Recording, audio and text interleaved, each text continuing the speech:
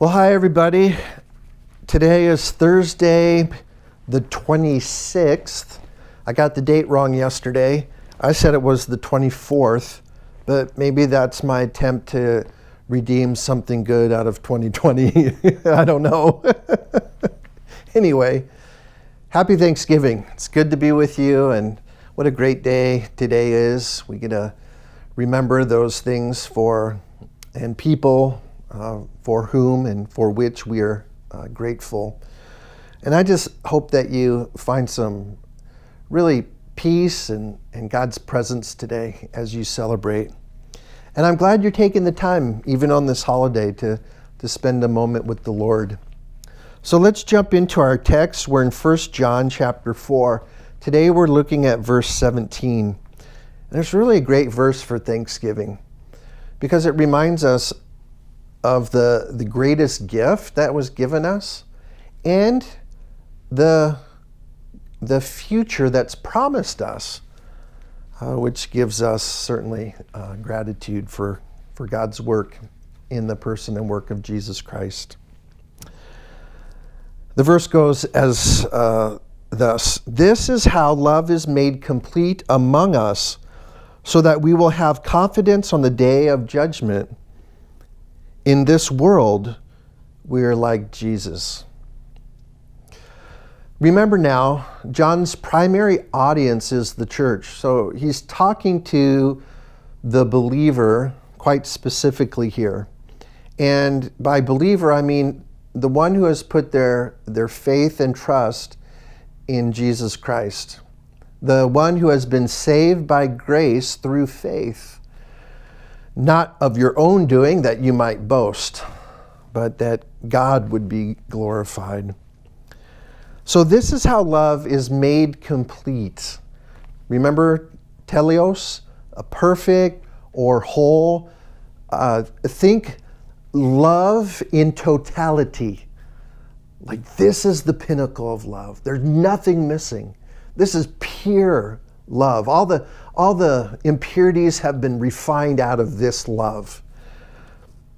This love then is made complete among us. He's talking about believers, specifically now his church among us. And here's a purpose statement. Remember when we have these two words together, so that? It's a purpose statement.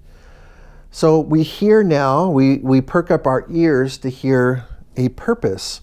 So this is how love is made complete among us, so that, or we might say, for this reason. Love is made complete among us for this reason. And that reason is that we will have confidence on the day of judgment. So love is made complete among us in that we now have confidence on the day of judgment. Well, the day of judgment, most certainly here, as John speaks of it, is the day that Jesus Christ will return.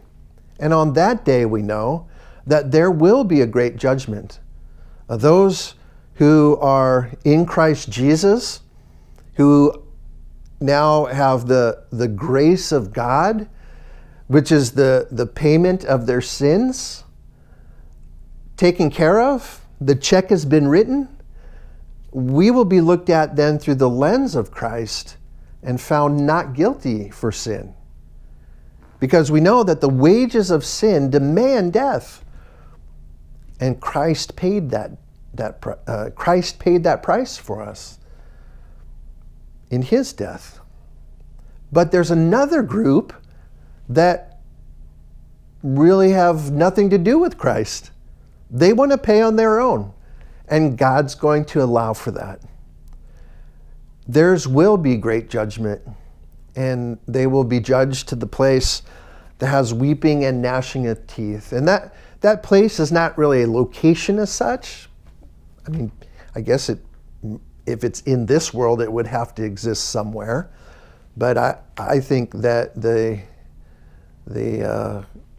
that hell itself certainly is an existence. I'm not sure if it's a place as such, But that existence is defined as this complete absence of God, wherever it is, if it is anywhere. I mean, we don't know. There's eternity means no time.